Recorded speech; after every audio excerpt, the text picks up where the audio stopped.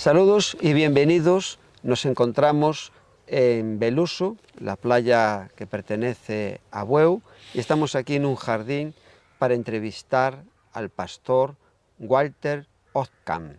Buenos días, Walter. Hola, muy buenos días.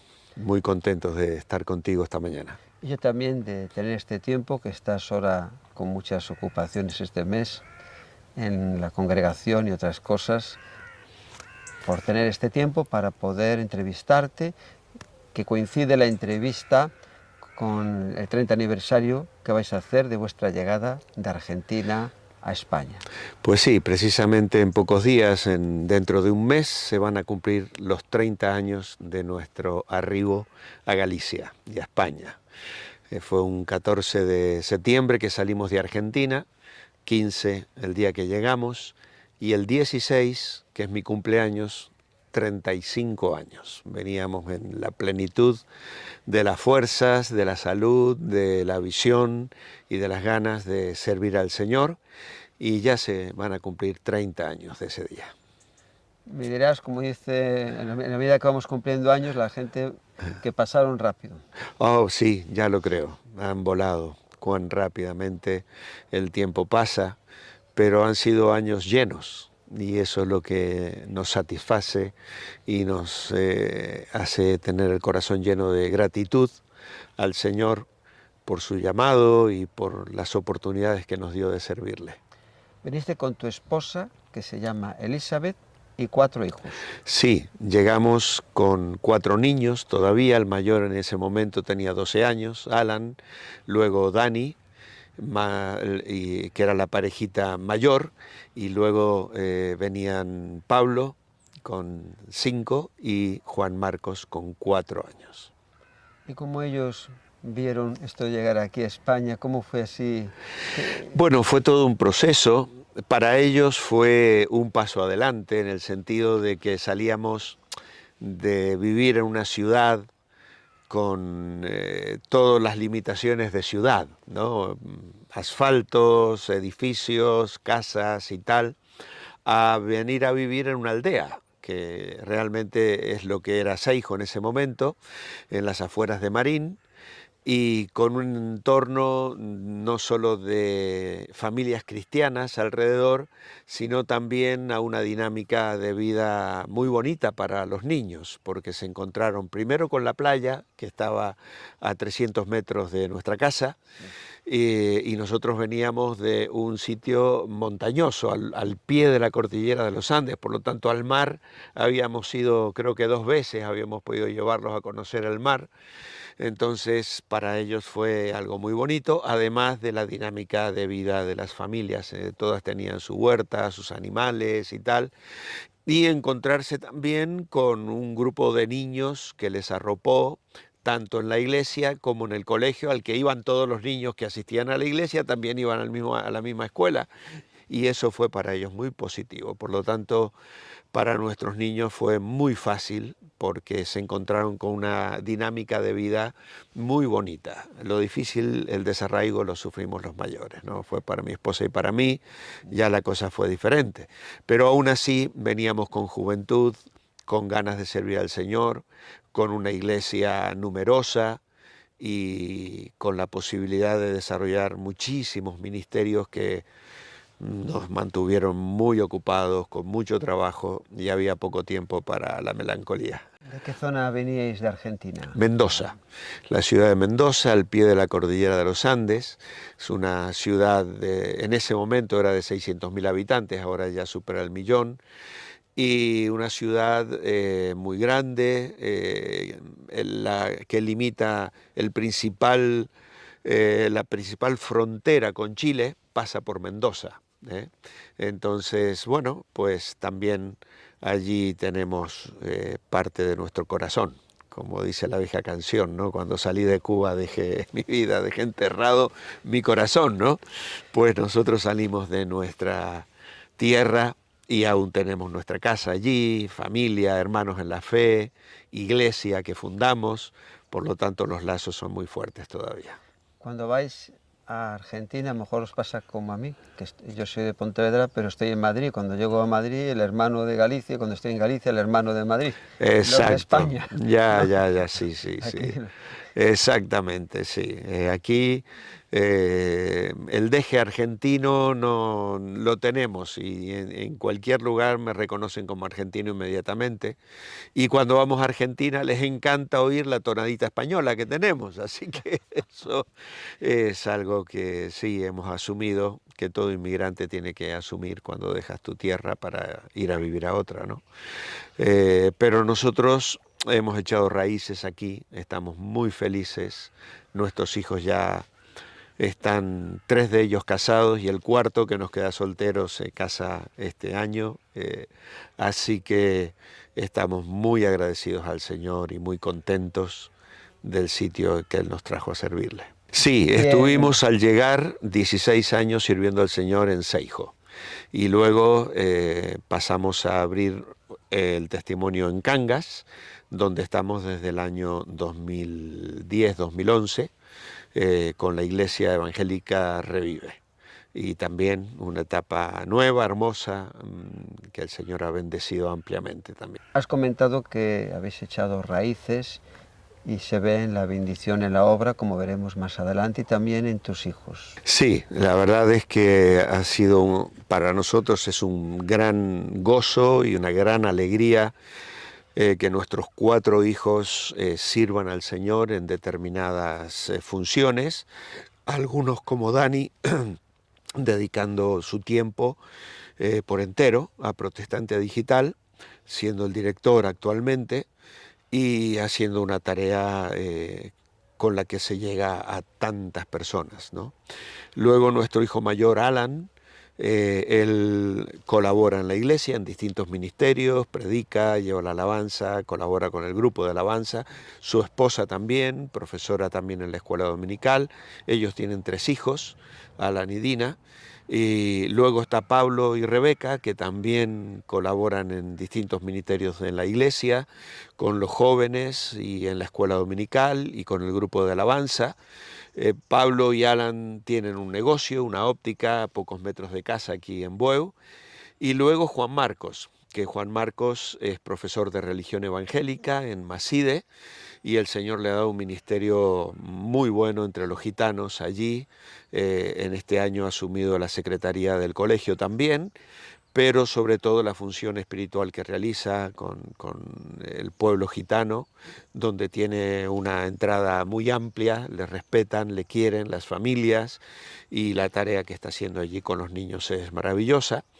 Luego, Sí. Dios mediante se casa este año con Ruth, una sierva del Señor preciosa también, con un llamado misionero, con experiencia en la obra misionera, en el barco hospital, ha participado en viajes y ha colaborado allí y ha visitado países en África, así que estamos muy contentos, la verdad, ver lo que el Señor está haciendo en la vida de nuestros hijos y verles comprometidos con el Señor y con el ministerio. Antes me comentabas en el colegio donde está dando clases tu hijo Juan Marcos, que está cerca de Carballino. Sí, él de hecho vive en Carballino, pero el colegio está en las afueras, un lugar que se llama Maside. Y allí él trabaja, es su trabajo secular, pero a su vez revestido de espiritualidad, ya que él es profesor de religión evangélica allí. Que, en ese colegio, no hace como 4 años, fue el presidente Feijóo de la Xunta por ser un colegio ejemplar. Exactamente, sí, sí, sí. Bueno, no solo por el trabajo de mi hijo, sino también del director que precisamente se jubiló este año, un hombre con una visión extraordinaria, que ha invertido y ha hecho de ese colegio realmente un ejemplo para los demás colegios en todo Galicia. Por eso, en su momento, Feijóo, que era el presidente de la Xunta de Galicia, decidió abrir el año escolar precisamente con un acto en ese colegio y la verdad que fue de mucha bendición también eso. Es impresionante, ¿no? Lo que el Señor hace cuando uno da pasos de fe, porque Sin hablabas duda. al principio de una visión. ¿Qué fue lo que os motivó a venir a España y sobre todo que vinisteis directamente a Galicia, a Seix? Bueno, fue todo un proceso. Nosotros cuando decidimos o sentimos el llamado a la obra del Señor en Argentina, con 25 años, alguien nos habló de España y la necesidad tremenda que había aquí. Nosotros estábamos orando con mi esposa, ya habíamos tomado la decisión de salir a la obra a tiempo completo, pero no sabíamos muy bien dónde nos quería el Señor, si en la iglesia local, si abrir un nuevo testimonio, si seguir estudiando y perfeccionándonos en nuestros estudios teológicos, o ir a algún otro sitio del mundo a servir al Señor. Y justamente en esa época una persona nos entusiasmó con España, nos dijo, mirad, en España se necesitan misioneros, pastores, hay muchas iglesias que no tienen liderazgo y yo voy precisamente una persona que venía a Sevilla a servir al Señor. Y eso nos sembró nos clavó una espina, diríamos, ¿no? Como se suele decir, y estuvimos unos meses orando, preguntándole al Señor si Él estaba abriendo una puerta precisamente, pero esta persona nunca más nos contactó.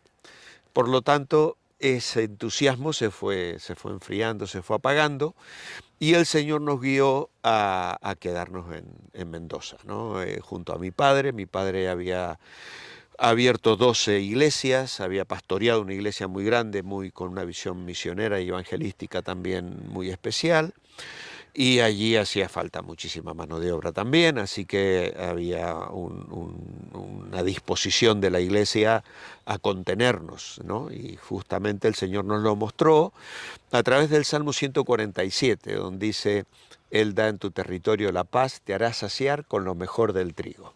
Salmo 147, verso 14, fue el versículo que el Señor usó para mostrarme que mi lugar era quedarme en Mendoza. Y se nos abrieron allí 10 años de trabajo, de abrir un testimonio nuevo en el norte de la ciudad de Mendoza, que hoy es la Iglesia del Dios Viviente, y en calle Italia, allí en Mendoza. Y estuvimos pastoreando esa iglesia que rápidamente creció, se fortaleció. Invitamos a otro matrimonio amigo, íntimo también, que también estaban estudiando teología, vinieron y se radicaron otra vez en Mendoza para colaborar junto con nosotros.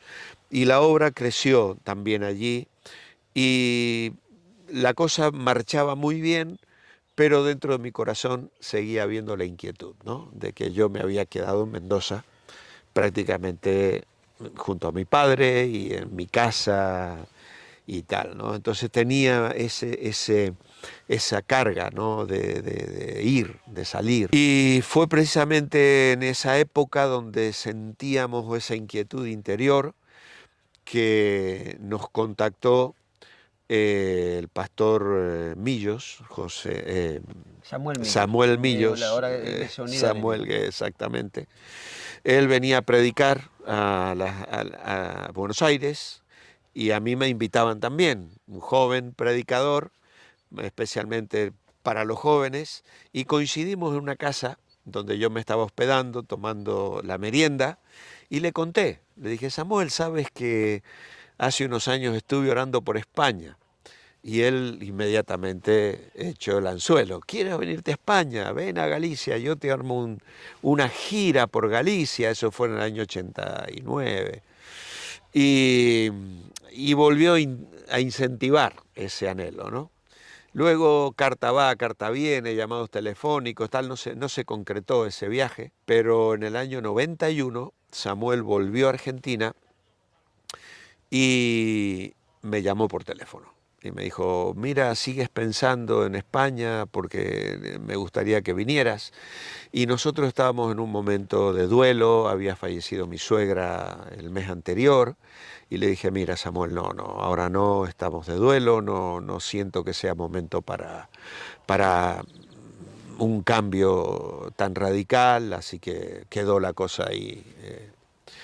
Y entonces pasaron 2 años más y en el año 93 Samuel volvió otra vez, pero él ya venía con la invitación de la iglesia de Seijo, concretamente, Él colaboraba con esa iglesia todas las semanas, no tenían pastor, tenían la casa pastoral, y entonces le habían pedido que él recomendara a alguien, y él les habló de nosotros. Dijo, yo conozco en Argentina un matrimonio que está orando por España y tal, y voy a estar visitando su iglesia. Entonces, cuando él llegó, nos habló y nos dijo, mira, hay tal iglesia con esta cantidad de miembros que tienen anhelo de que un pastor y yo les he hablado de vosotros porque es una iglesia ya con muchos años y sería bueno un pastor con experiencia, no alguien recién salido de un seminario, sino alguien que ya haya pastorado y tal. Y bueno, pues sentimos que ese llamado venía de parte del Señor, ¿no? Yo estábamos otra vez con mi esposa, habíamos intentado abrir otra obra también, no había prosperado, porque la idea era, bueno, si el Señor pone esta inquietud, tampoco tenemos que irnos al otro lado del mundo. Podemos abrir obra aquí en la ciudad de Mendoza, que había cientos de barrios sin testimonio, ¿no? Pero no prosperó. Lo intentamos, comenzamos a hacer grupos de hogar, reuniones caseras, pero nada prosperó. Y bueno, pues esa noche estuvimos charlando hasta altas horas de la noche con mi esposa, y teníamos un gran sentimiento de indignidad, ¿no? Para mí esa era la cuestión, decía yo en mi corazón, Señor, hay una iglesia que lleva más de 30 años en España sin pastor y que hace ya muchos años han comenzado a orar, han construido una casa para un pastor, llevan 5 años buscando pastor y vamos a ser nosotros la respuesta a esa iglesia. Desde aquí, desde Mendoza, en este sitio, nos sentíamos realmente insignificantes, ¿no? Y a la mañana siguiente, el Señor en mi devocional me llevó a Jeremías. Yo tengo por costumbre hacer una lectura sistemática de la Biblia, Sí. y esa mañana me tocaba leer Jeremías 10:23. Conozco, oh Jehová, que el hombre no es señor de su camino, ni del hombre que camina es el ordenar sus pasos. Y en la Biblia que usaba en ese momento tenía una referencia que te llevaba al Evangelio de Juan, capítulo 3, donde dice, no puede el hombre recibir nada si no le fuere dado del cielo.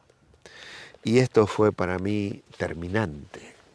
Yo, sin conocer todavía la iglesia de Seijo ni nada, fue a la mañana siguiente de recibir la información que nos dio Samuel, yo ya supe en mi corazón que Seijo era nuestro destino, que el Señor nos quería traer aquí. No tuve la menor duda. De hecho, todavía conservo la Biblia donde apunté en el margen Seijo y un signo de interrogante, pero no por dudar de si el Señor nos iba a traer, sino porque no sabía cómo se escribía Seijo. Realmente. Y bueno, pues eso fue en el mes de octubre del año 93. En enero, uno de los ancianos de la iglesia me llamó por teléfono y me dijo, Walter, ¿usted sigue orando por nosotros? Y yo dije, sí, claro.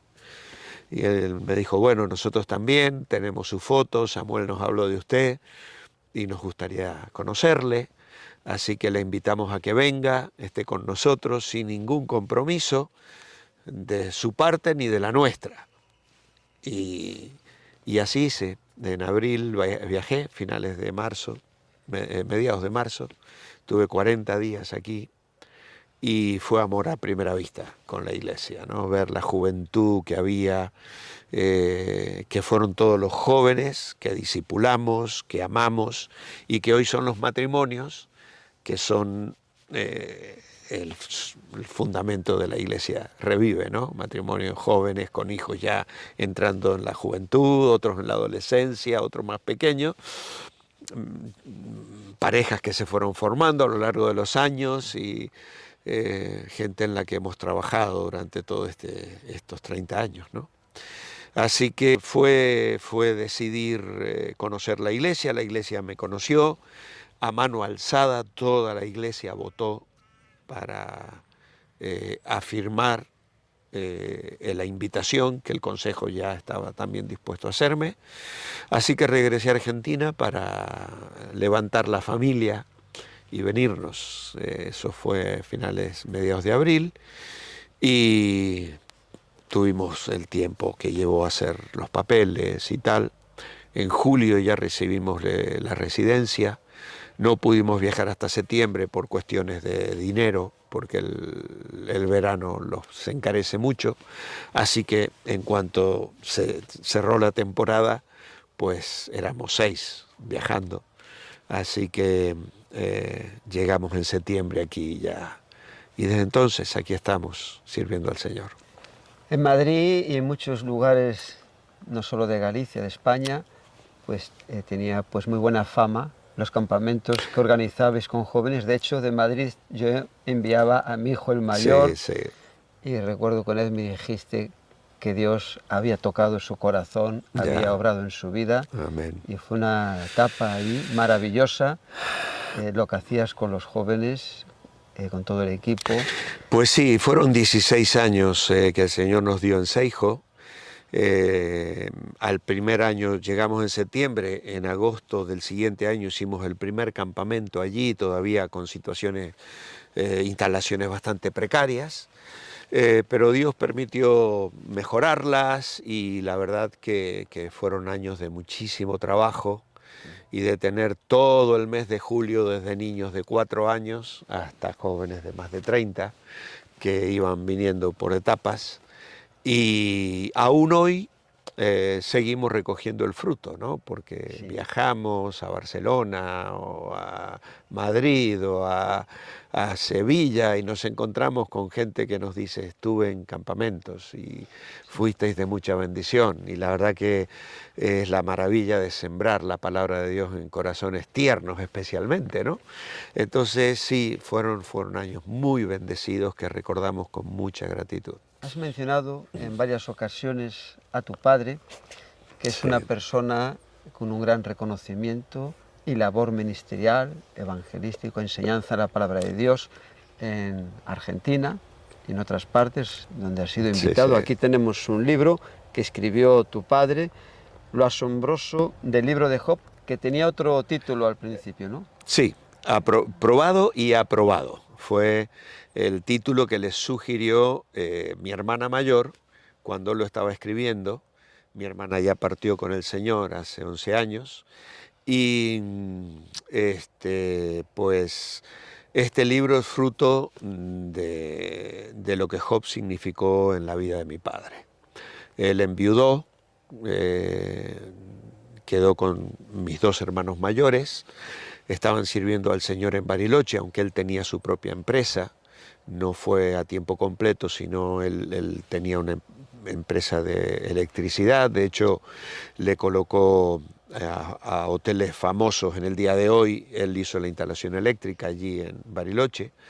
Pero estando allí y abriendo una iglesia, su esposa le detectaron un cáncer.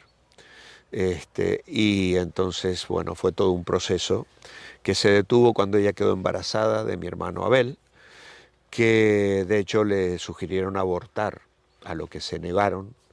El niño nació perfectamente bien, está eso recogido allí en el libro. Mi hermano hoy es pastor, también con 3 hijos, con 11 nietos y también con todo sirviendo al Señor y tal. Así que es una bendición, y él es un testimonio precisamente en contra del aborto, ¿no? Pero bueno, la situación fue que una vez que nació el niño, unos meses después el cáncer volvió a reactivarse y finalmente ella falleció. También un testimonio de fe, de confianza, de entrega, realmente de una mujer de fe. Entonces, claro, mi padre llevó a sus hijos, los dejó con sus abuelos maternos, y esos 2 años recorrió Argentina como colportor. Él era pastor también, le invitaban a predicar. Ya había recibido una invitación para pastorear una iglesia en San Luis. Y entonces, bueno, en esa época conoció a mi madre. Padre Juan Enrique Ozcam, que Exacto, sois de descendencia holandesa. exacto. Sí, sí, sí. por parte de los padres de él que vinieron, Claro, sus abuelos vinieron... él nació en Argentina, pero los abuelos llegaron de Holanda. Sí, sí. Entonces, bueno, de hecho mi padre hablaba en holandés de niño, pero luego se perdió. Los hermanos también lo perdieron. La madre les hablaba en holandés, pero luego ellos lo perdieron. Aquí vemos en la portada del libro Juan Enrique Ozcan y Exacto. comentario pastoral y práctico. Y aquí lo que llama la atención en esta edición, porque la primera edición fue cuando tu padre vino a España en 1999. Claro. Cuando nosotros viajamos para aquí, mi padre ya unos meses antes había tenido unos amagos de infarto. El día que nosotros viajamos para España, ese 14 de septiembre del año 94, esa noche mi padre tiene otro infarto y le ingresan y una semana después le hacen una operación, le ponen 4 bypass y entonces claro, tiene un frenazo completo y allí él decide poner por escrito lo que tanta gente le había pedido a lo largo de los años, porque cada vez que hablaba de Job alguien le decía: don Juan tiene que escribir sobre Job. Entonces, mientras está convaleciente, él comienza a escribir, ya venía ya escribiendo algo, pero en aquel momento todo a máquina. Algunas hermanas de la iglesia le habían ayudado también a corregir, a pasar en limpio y tal. Y luego 6 meses después, en el mes de mayo, él se viene a España con mi madre y está 6 meses aquí con nosotros. Y entonces en ese tiempo él trae los manuscritos y con mi esposa los pasamos al ordenador. Entonces nosotros también hicimos una segunda corrección y fuimos matizando cosas y hablando con él y tal. Y fue un trabajo que hice con mi esposa. Eso fue en el 95, pero claro, pasaron todavía cierto tiempo hasta que recién en el año 99 CLIE le editó el libro, que se llamó Probado y Aprobado porque mi hermana le había sugerido ese título para el libro, ¿no? CLIE lo publica y con el tiempo lo descataloga, ¿no? Mi padre no era un autor muy conocido, se hizo una tirada y él lo regalaba a todo el mundo y tal, pero una vez que se agotó quedó descatalogado y entonces ese título alguien o se le ocurrió o no sé qué, pero lo utilizaba. Entonces, cuando yo me entero, llamé a CLIE y me dijeron, claro, esto no sé, ni siquiera sabíamos, está descatalogado el libro y tal. Entonces ya al hacer la reedición, que era el gran sueño de mi padre hubiese deseado tanto que le volviéramos a editar el libro, pero claro, en aquel momento no había los medios, ni los tenía él, ni nosotros, ni... CLIE nos liberó completamente los derechos de autor, porque como ya se estaba descatalogado, así que bueno, el año pasado, el anteaño, estando en Toledo, predicando allí, fue el año pasado, en Semana Santa, pues la editora del pastor Manuel Sierra, Sara, me escuchó hablar a mí sobre mi padre y también que yo tenía intenciones de escribir un libro sobre mi madre, y entonces ella se acercó y me ofreció ayudarme a escribir. Y es lo que estamos haciendo actualmente. Hay un libro en preparación con la historia de mi madre. Cuando ella viene, está una semana en casa, yo le mostré lo que tenía de mi padre. Y ella me dijo, pero esto está hecho, hay que corregirlo nada más, puede salir mucho más rápido.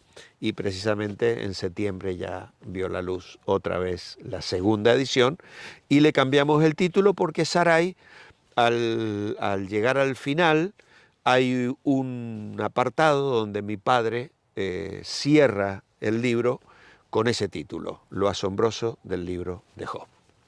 Y es precisamente el título que Sarai me sugirió para la reedición, que está mejorada, actualizada, corregida, mucho más legible, y es un libro que está recibiendo unas críticas extraordinarias. Es una bendición, como escribe tu padre. Aquí vemos también que antes has comentado al pastor Samuel Millos, Ya. que él aquí Le hace el prólogo. hace el prólogo. Sí, le pedí el prólogo porque Samuel usó ese libro mucho tiempo. Él me dijo, lo tuve sobre mi mesa de noche por mucho tiempo. Y cuando le pedí, le dije, tendrás que buscar, no sé exactamente el sitio donde lo tengo ubicado y me encantará hacerle el prólogo a la segunda edición. Vemos unas fotos con tu padre y continuamos. Sí, por supuesto.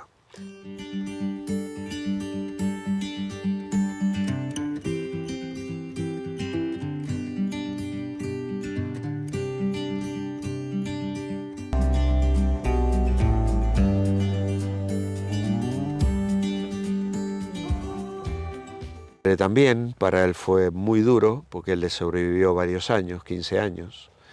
Mi madre también contrajo un cáncer muy temprano en su vida y con 68 años falleció. Y eso también fue muy duro para él. Y luego la partida de mi hermana, que también falleció un año antes que él, en 2015. Y ella había también tenido graves problemas de salud, que fue sobrellevando, estuvo muchísimas veces al borde de la muerte, pero también un testimonio extraordinario de fe y de confianza en el Señor también. El gozo de mi padre era que los 5 hijos servimos al Señor en distintas esferas y que todos sus nietos y bisnietos siguen en los caminos del Señor. No hay uno siquiera que se haya apartado de la fe. Hasta el día de hoy, aunque él ya murió hace 8 años. Sí, aquí en la página 23, lo voy a buscar, esta foto me encanta porque veo a tu padre como el patriarca Jacob rodeado de los hijos, se le ve muy feliz. Sí, Ahora, sí. mientras hablamos, va a salir la foto Vale. y la verdad que está siendo de mucha bendición este libro. Aquí se le ve muy contento. Claro. ¿Está como en un sofá o es cama? Sí, es la cama Es la en la cama. que falleció 15 días después de esa foto, porque yo acababa de llegar precisamente porque mis hermanos me dijeron ven porque le queda ya muy poco. Y aquí pone, mi padre tuvo 5 hijos, 17 nietos y llegó a conocer a 18 de sus 21 nietos. Sí, ¿Ha aumentado sí. la familia desde entonces o siguen estas? No, sigue igual. Pues aquí la verdad es una foto estupenda de ver a los hijos unidos en torno a él y uno así. Bueno, sí, ha aumentado, claro que ha aumentado. Es que mi padre falleció, Hace yo tengo 8 nietos años. también, 8 años, han nacido nietos míos y también de mis sobrinos, así que ahora la familia ha aumentado. Y aquí pone también en el libro que tú has escrito lo que es la biografía de la familia y has tenido que hablar con unos, con otros para Claro, refrescar la aprovechando a memoria. mis hermanos para que todos aportaran lo suyo y tratáramos de ser lo más veraces, porque con el tiempo uno a veces distorsiona ciertas cosas, entonces detalles y tal, la biografía la preparé yo, pero ellos la fueron corrigiendo, fueron sugiriendo y tal, y la aprobamos los cuatro que estamos vivos. Es un trabajo Sí. en familia, Sí, bendecido por el Señor. Ya lo creo. Tu padre se convirtió con 17 años Exacto, y sí. 10 años en el 1944 y ya en el 54 estaba sirviendo al Sí, Señor señor. con 27 y tú con 25. Sí. Tú naciste en un hogar cristiano con unos padres comprometidos al 100%, visitando ciudades, llevando la palabra. ¿Y cómo fue ese tiempo en tu vida y tu decisión para recibir al Señor? Porque aunque nazcas o nazcamos en un hogar cristiano, tenemos que tomar una decisión. Claro. Sí, yo recuerdo con 5 años aceptar a Cristo junto a mi madre de rodillas y luego ir y sentarme en el pecho de mi padre que ya estaba en cama y contarle que acababa de hacer la oración de fe y la alegría que él tenía. Por lo tanto, ya desde muy pequeño entendí el Evangelio en ese aspecto, ¿no? Luego, con 13 años, tuve mis crisis de fe y mi reencuentro personal con el Señor, que incluso cuando se lo conté a mi padre, él se sorprendió, me dijo, pero tú eras un hijo de Dios. Sí, claro.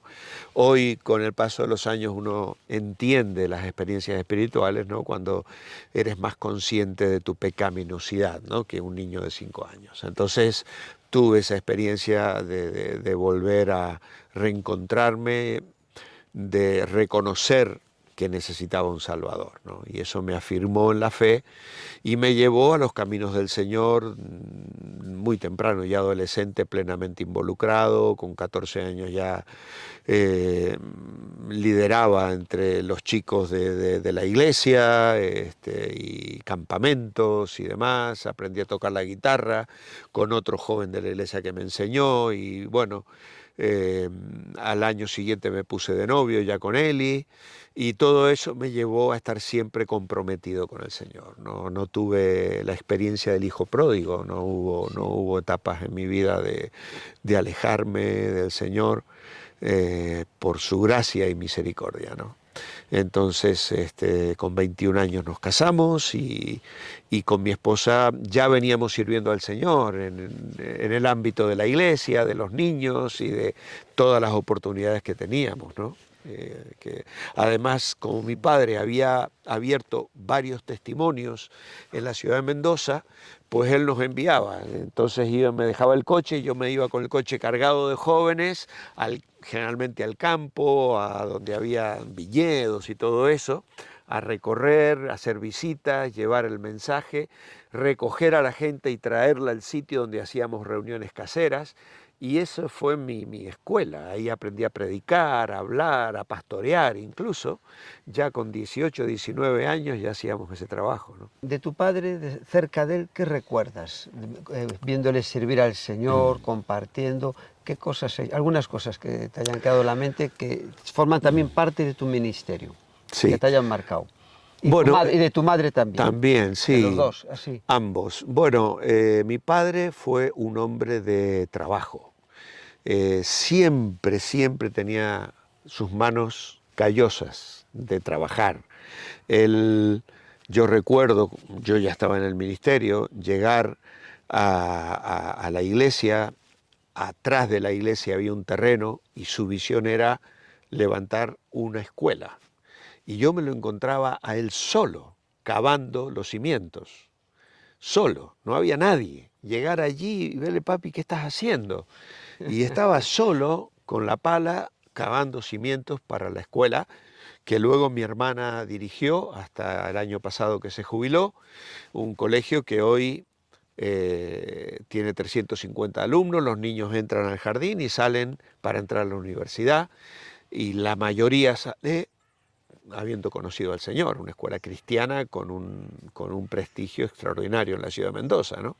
Pues ese fue mi padre, esa visión tuvo, un hombre de trabajo, de hacer lo que fuera por la obra y por las personas, ¿no? Un hombre de amar a las personas. Y junto con mi madre, pues era una labor que hicieron hasta el día en que el Señor se los llevó. De hecho, cuando visitábamos desde España, me acuerdo algunas ocasiones estar con ellos y ver que no paraban, que estaba todo el tiempo llamando por teléfono, preguntando, hablando con alguien, queriendo saber qué sucedió, cómo estaba de esta enfermedad.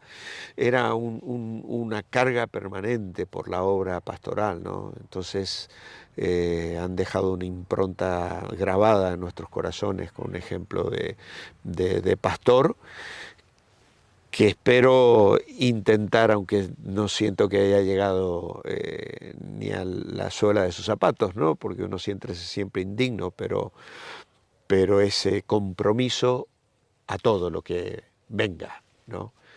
Servir al Señor, si hay que barrer, si hay que mover un banco, si hay que pintar, si hay que visitar, si hay que predicar, si hay que visitar hospitales, a lo que el Señor nos llame, ¿no? Ahí estamos. Y fue la escuela de ellos. Y sobre el libro que estás escribiendo sobre tu madre, algunas cosas que nos puedas destacar. Bueno, la historia es maravillosa en ese sentido, espectacular, porque la primera esposa de mi padre había sido celadora, monitora en un orfanato en Quilmes. Lidia. Lidia. Sí. Entonces, mi madre había visitado ese orfanato, había ido a campamentos de ese orfanato en el IMN, en Buenos Aires, y ella sintió el llamado del Señor a ir a ese orfanato. Ya Lidia no estaba, pero Lidia había conocido a mi madre. Mi madre va a trabajar en el orfanato en el año 54, ¿Tu madre se llama? Angélica. Angélica Damaris. Entonces mi madre está en el orfanato del año 54 al año 57. Cuando Lidia muere, antes de morir, Lidia le dice a mi padre, tienes que buscar una mujer que cuide a estos niños, tienes que reorganizar, rehacer tu hogar, porque ella ya sabía que se iba, ¿no? Y le habla de mi madre, aunque mi padre no la conocía. Entonces, pasado un tiempo, mi padre va al hogar a visitarlo y comienza a frecuentar el hogar. Tenía sus hijos allí en Buenos Aires, en Quilmes. Entonces él va frecuentemente al hogar y conoce a mi madre. Y bueno, se enamoran. Y mi madre sale del orfanato ya con mi hermana mayor, con Susi, que no estaba en el orfanato, estaba con los abuelos, pero ella ya se la lleva de Anfunes, de donde ella había salido, con 19 años. Y bueno, mi madre, después de fallecer ella, en el año 2003, 2002, unos 6, 7 años después que ella murió, mis hermanos encuentran, limpiando cosas y tirando papeles, un cuaderno donde mi madre registró muchas fechas especiales de su vida, dejó por escrito su llamado al orfanato, las experiencias que vivió en el orfanato y cuando decide salir del orfanato para casarse con mi padre. En ese cuaderno aparece la lista de los niños que había en el orfanato por los que ella oraba. Y entre esos nombres aparece el nombre de una niña que posteriormente, con 18 años, sale del orfanato, se casa, funda un hogar y que hoy es una hermosa sierva de Dios que se llama Hele Telk y que tiene un ministerio internacional porque ella escribe un libro que se llama Divina Adopción y donde ella cuenta su experiencia en el orfanato y habla de mi madre. Entonces, al describir a mi madre como la mejor celadora que ella tuvo, viaja a Houston a contar su testimonio y una tía de mi esposa le compra el libro y al leer que estaba descrita mi madre, habla con Hele y le dice, mi sobrina está casado con un hijo de Angélica y son pastores en España. Entonces Hele me dedica el libro y me dice, tu madre me enseñó a orar. Era una hermosa sierva de Dios. Y claro, luego de unos 5 o 6 años de leer el libro yo y tal, logro contactar con Hele y Hele ha venido a España y es hermoso porque el nombre de Hele está en esa lista de mi madre.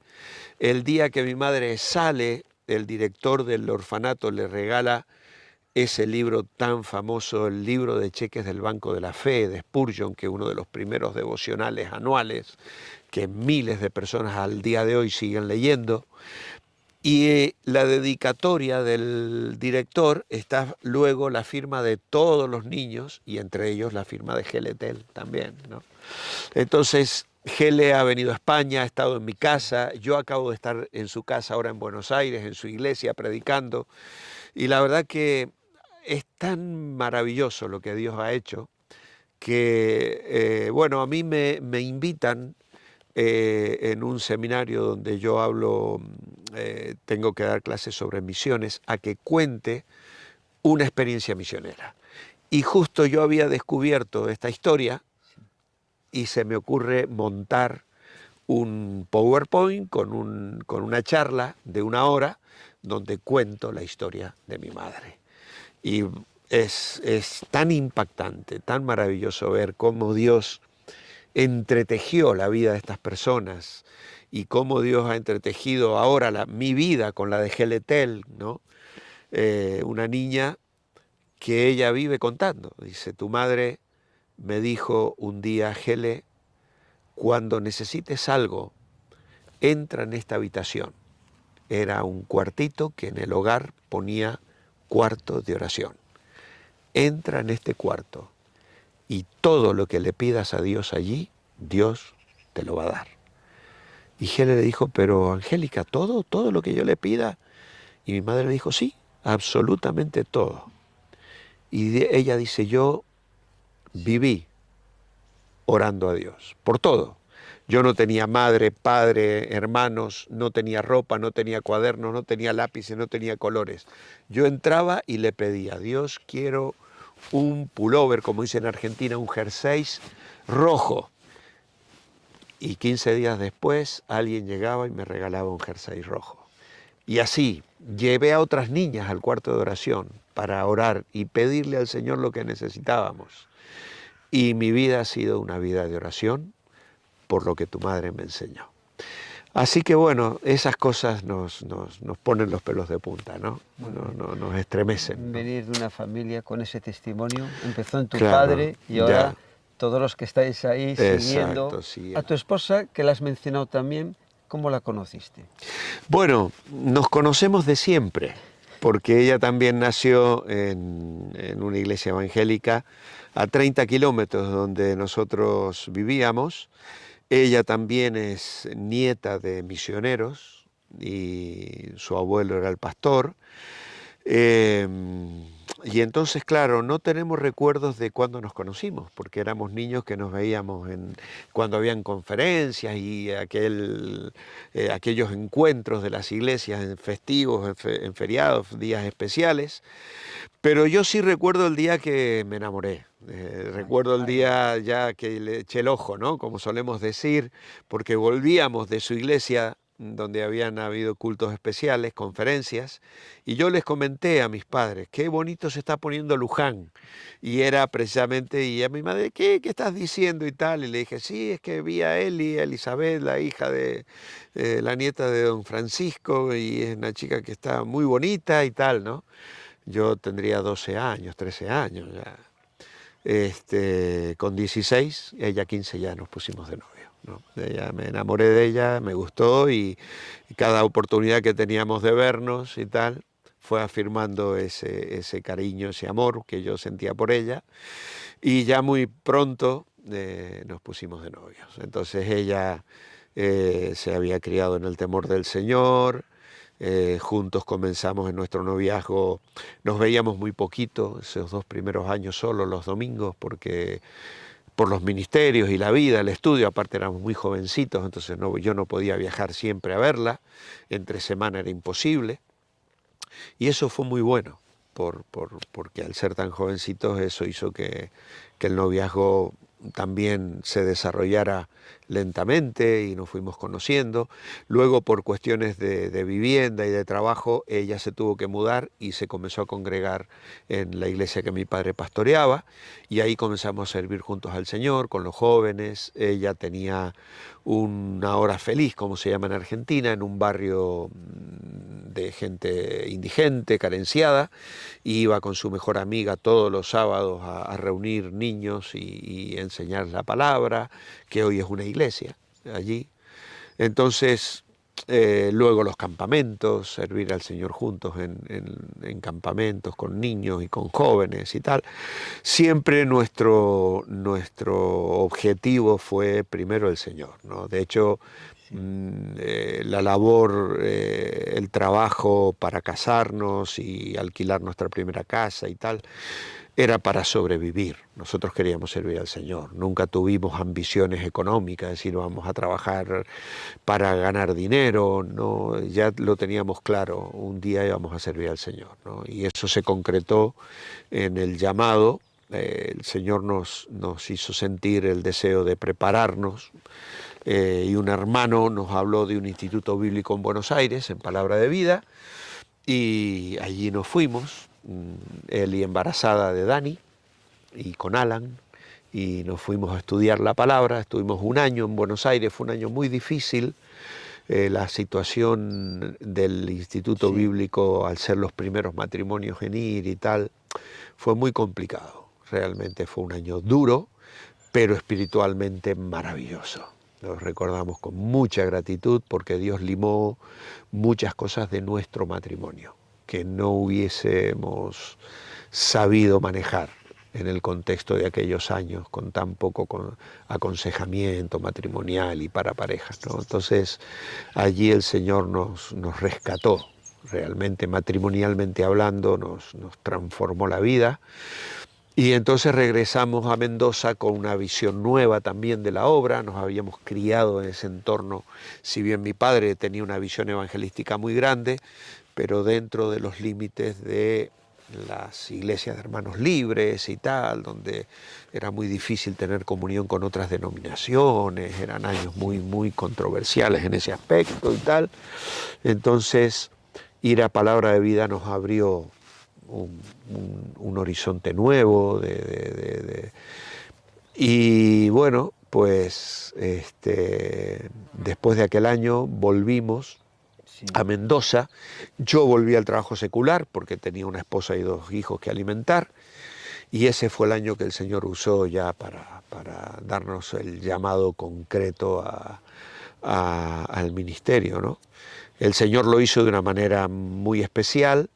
Habíamos organizado una conferencia misionera en el mes de agosto, pero yo fui a la conferencia con el corazón cerrado, ¿no? Yo sé el tema de lo que va aquí, lo que yo estaba en ese momento buscando era, quiero un trabajo que me permita sostenerme económicamente y dedicar la mitad del día a servir al Señor. Señor, yo quería entrar en un banco o en alguna empresa que me permitiera trabajar de las 6 de la mañana a las 2 de la tarde y luego servir al Señor, ¿no? Pero no se abrieron las puertas, no se abrieron. Estuvimos tocando y no hubo manera. Y a la semana siguiente de la conferencia se hizo una reunión post-conferencia y se cantó el himno lema, que era: oíd, oíd lo que nos manda el Salvador, marchad, marchad y proclamad mi amor. Y Alan, que tenía 3 años, mi hijo mayor, tenía una facilidad para memorizar canciones, y mientras cantábamos el que había sido el coro lema de las conferencias, yo lo tenía en brazos y él cantaba también muy fuerte. Entonces cuando terminó y nos sentamos, yo me senté a Alan en mi colo, y el que dirigía dijo: le vamos a pedir a Alan que nos cante de nuevo la primera estrofa y el coro. Y el niño de 3 años cantando, sentado aquí: oíd, oíd lo que nos manda el Salvador, marchad, marchad y proclamad mi amor, ¿no? Y eso nos rompió el corazón a él y a mí, que habíamos ido a la conferencia con el corazón cerrado. Fue lo que el Señor usó para... Luego vinieron dudas, ¿no? Sí. Señor, ¿cómo voy a sostener la familia? Que era la gran duda. Yo había pasado mi juventud y adolescencia con ciertas limitaciones, ¿no? Porque en aquella época mis padres no nos podían dar muchas cosas,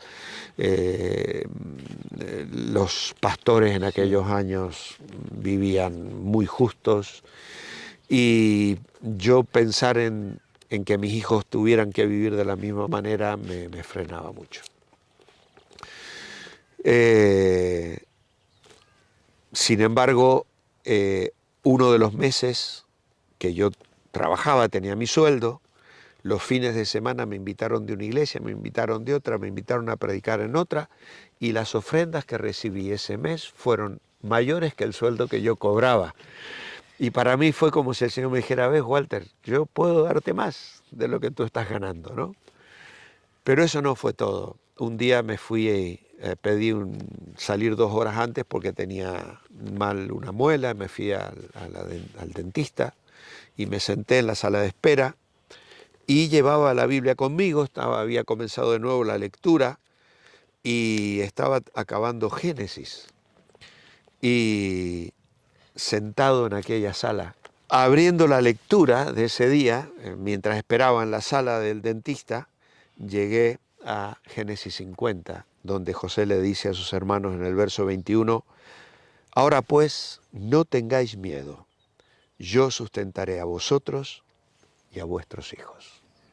Así los consoló y les habló al corazón. Y ese texto saltó. Fue como si el Señor me dijera: Walter, yo me hago cargo. Así que llegué a casa y le dije a él, mira lo que he leído hoy, y ese texto ha cobrado vida para mí. Yo ya lo sabía, cuántas veces habría leído Génesis 50, ¿no? Pero el Espíritu de Dios trajo ese texto que me sirve y me ha servido hasta hoy, ¿no? A lo largo de todos los años. No hemos venido a España ni salimos a la obra misionera para ganar dinero. Vivimos hoy de alquiler, pero el Señor nos sostiene, vivimos bien, nuestros hijos fueron todos a la universidad, hoy tienen sus trabajos, su ministerio y sus medios de vida, y vemos que el Señor sigue cumpliendo su promesa con fidelidad. Así que un poco esa es la historia de nuestras vidas hasta este día. Ahora vamos a entrar en esta etapa de la Iglesia Revive, que ahí, a raíz del COVID, pues empezasteis a emitir los cultos y también haces un devocional todos los días. Vemos ahí unas imágenes y continuamos. Sí, sí, muy bien.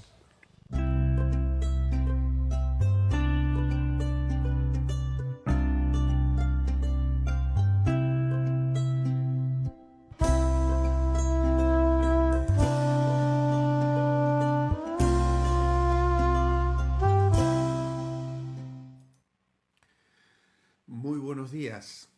Estamos a jueves 4 de julio y nuestra lectura hoy está en Eclesiastés capítulo 7 al capítulo 9, en el Salmo 46 y en 2 Timoteo capítulo 3.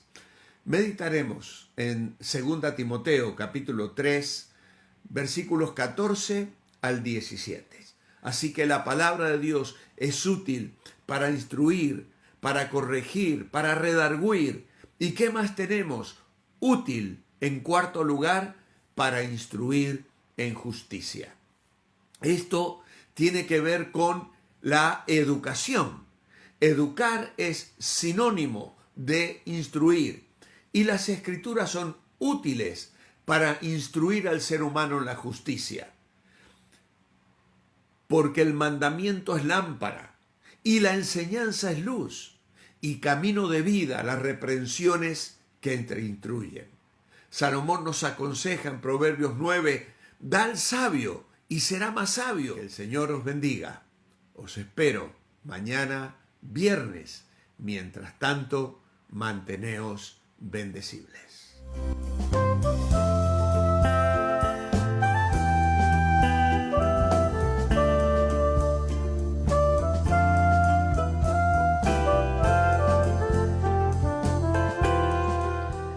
Estás como pez en el agua y llevas ya 1000, no sé, ¿cuántos llevas? Sí, estamos por llegar a los 1100. 100. Sí, sí, por llegar a los 1100 En tu devocionales. despacho que Sí, tienes sí. ahí, los grabas, y eso surgió todo a raíz del COVID. Sí, sí, ese primer confinamiento, diríamos, en el año 2020, me llevó a pensar y orar al Señor, un poco también por tener limitado el ministerio, a decir, bueno, quiero aprovechar el tiempo, ¿no? Y comencé a hacer una serie cortas de 5 días, de 10 días, pero luego dije, ¿por qué no hacerlo diario? Y entonces, luego de unos meses de hacer cosas alternativas y ver que la gente lo agradecía, pues tomé la decisión de comprometerme a hacerlo de lunes a viernes y hasta el día de hoy.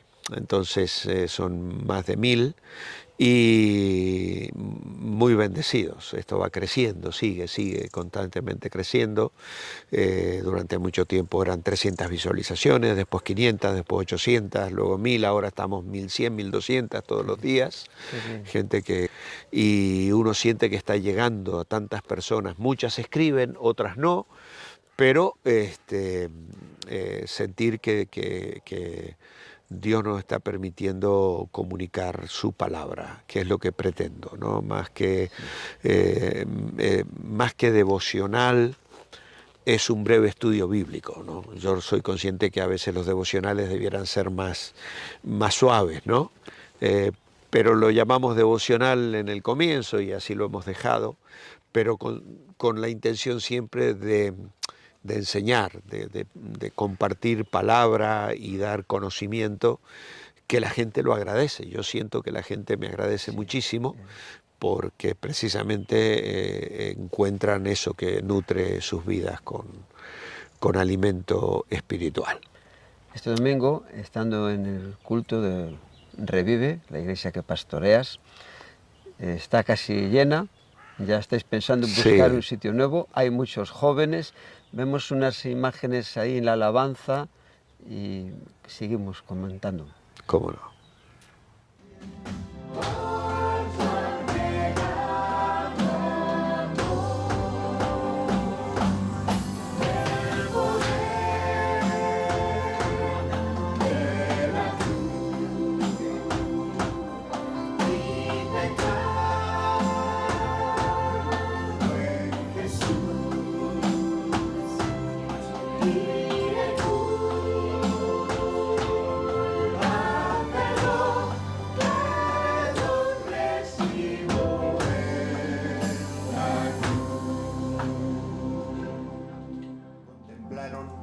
En una cruz, traspasado, crucificado, entregado por cada uno de nosotros.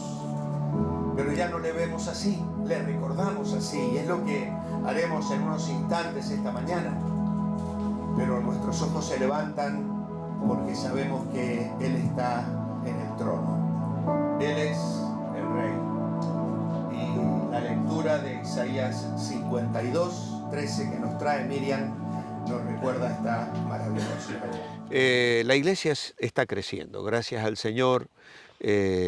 Tenemos más de 170 asistentes en este momento en nuestra lista, más de 40 niños, un buen grupo de adolescentes y jóvenes, y nos damos cuenta que cuando tenemos una buena asistencia, casi que no entramos. Ahora te voy a hacer unas preguntas, ya estamos terminando la entrevista. A una persona que venga a Galicia, hace poco, en una reunión de pastores en Madrid, un pastor Dios le había mostrado de venir al norte, pero no sabía si Galicia, Cantabria.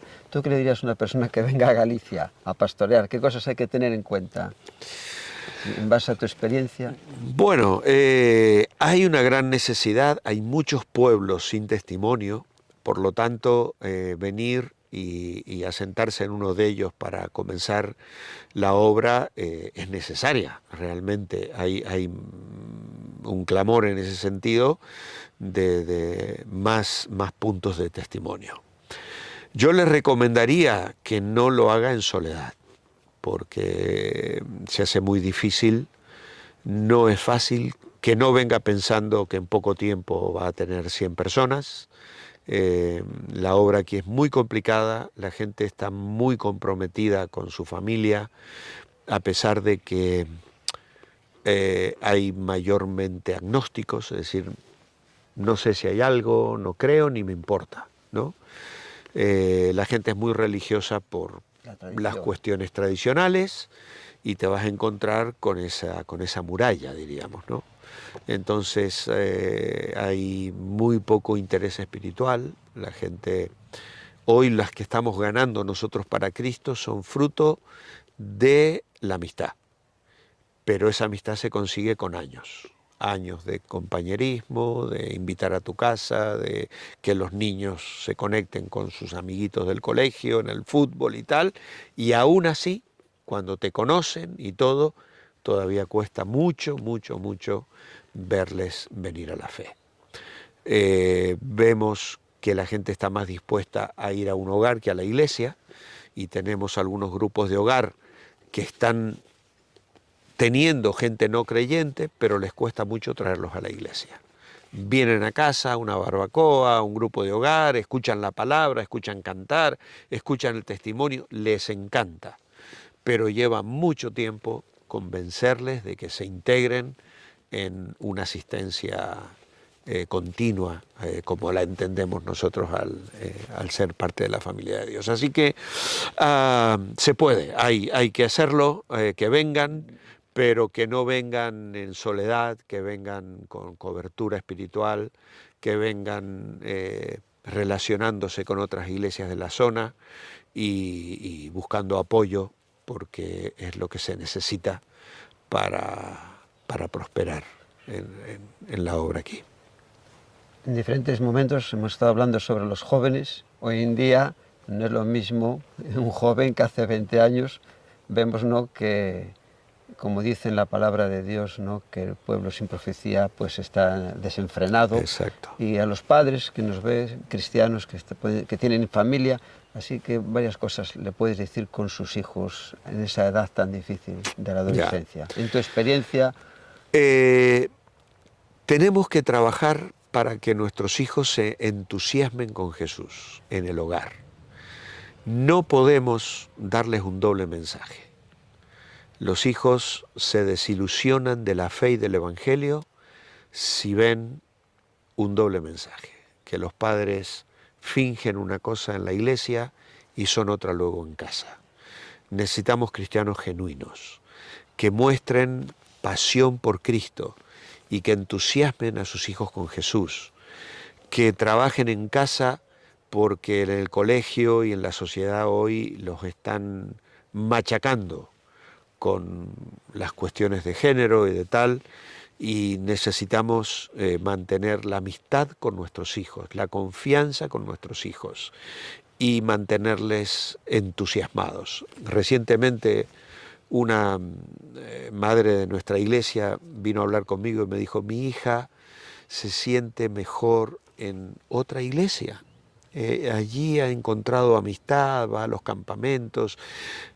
¿Qué hago, pastor? Le dije: hermana, incluso si toda la familia quiere ir a la otra iglesia. No, yo no estoy hablando de irnos nosotros, se lo hemos dejado claro que no queremos. Usted trabaje para que su hija tenga un entorno en el cual se sienta cómoda, porque es que el mundo, si no, te los arrebata. Y creo que es lo que tenemos que cuidar. Yo digo que tenemos que dar, y lo dice mucha gente, a nuestros hijos raíces y alas, ¿no? Raíces para que tengan fundamentos cuando vengan los vendavales y alas para que vuelen en soledad cuando ya no están bajo mi mirada, ¿no? Pero eso se consigue cuando nuestros hijos nos vean que el Evangelio funciona en el hogar, en el matrimonio, en la familia íntima. Si ellos ven que ahí hay genuinidad, transparencia, felicidad, yo recuerdo siempre a uno de mis hijos, no voy a decir quién, pero uno de mis hijos, antes de casarse, hicimos la reunión familiar para despedirla a él y para recibirla a ella, que es una cosa muy bonita que tenemos por norma en mi casa, en nuestro hogar. Uno de nuestros hijos nos dijo: todo lo que le pido a Dios es que me permita formar una familia como la que formasteis vosotros. Y que un hijo te diga eso no tiene precio.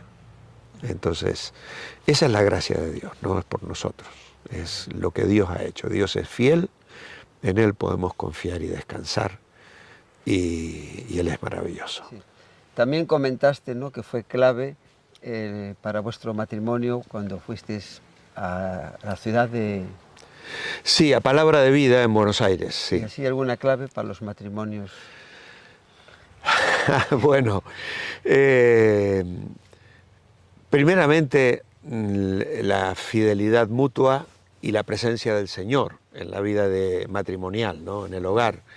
La relación tiene que ser transparente, dar la prioridad, por supuesto, a la mujer. Yo recuerdo en nuestra vida matrimonial el respeto que enseñamos a nuestros hijos, mutuo, tanto él de mis hijos hacia mí, como yo hacia mi esposa. Y tomar tiempo para hablar las cosas, para estar juntos, para comunicarnos. Precisamente es la falta de comunicación una de las cosas que más daño hace al matrimonio. Cuando llegan los hijos, el colegio, el trabajo, y vamos dejando para después, luego todo eso trae un deterioro, ¿no? Entonces creo que tenemos que trabajar en poner atención a los detalles pequeños de la vida. No se trata a veces de cantidad de tiempo, se trata de calidad de tiempo. Porque claro, una persona tiene que salir y trabajar 8 o 10 horas fuera de casa y no puede dedicarle a su esposa 10 horas. Pero cuando estoy en casa, estoy en casa. Pedro dice, vivid con ellas sabiamente. Y claro, los hombres a veces tendemos a llegar a casa, a ponernos en el ordenador, a mirar el informativo, a leer el periódico, a mirar el fútbol. Y entonces es allí donde tenemos que aprovechar el menor tiempo que pasamos con nuestra esposa, con nuestros hijos, pero que ese sea un tiempo de calidad. Y si somos sabios en eso, estaremos sembrando semillas de confianza y de bendición que van a dar fruto a lo largo del tiempo. Durante la entrevista has estado comentando diferentes pasajes de la Biblia y siempre suelo terminar que la persona diga uno que haya marcado su vida. Hay muchos, no sé si quieres comentar alguno más, y mirando esta cámara, las palabras que Dios ponga en tu corazón para los que están viendo la entrevista. Proverbios, torre fuerte es el nombre del Señor, a él correrá el justo y será levantado. Es una palabra que el Señor trajo a mi vida hace muchos años, mi esposa la tejió en un cuadro y es para mí de mucho consuelo. Ir hacia el Señor, tener en mi corazón esa entrega, esa actitud permanente. Señor, estás en mi vida. Yo, por lo general, no dedico largas horas a la oración, pero tengo una actitud orante. Y creo que eso es clave en la vida. A veces centrarnos y decir, tengo que pasar 2 horas en oración, es muy difícil hacerlo. Conozco muy pocas personas y hay muchas que lo hacen, gloria a Dios, pero encuentro difícil poder centrar mi mente durante 2 horas en oración, pero tengo una actitud orante. Entonces, corro al nombre del Señor, porque Él es mi torre fuerte. Y precisamente cuando vienen los momentos de debilidad, encuentro que el Señor me levanta y me restaura. Él es un Dios fiel, vale la pena confiar en Él. Muchas gracias por este tiempo, de una enorme bendición. A ti por esta entrevista. Nos conocemos ya de hace unos 16 años y por la labor que estáis haciendo en Galicia, mi tierra querida, y que el Señor siga bendiciendo grandemente. Muchas gracias y que toda la gloria sea para el Señor.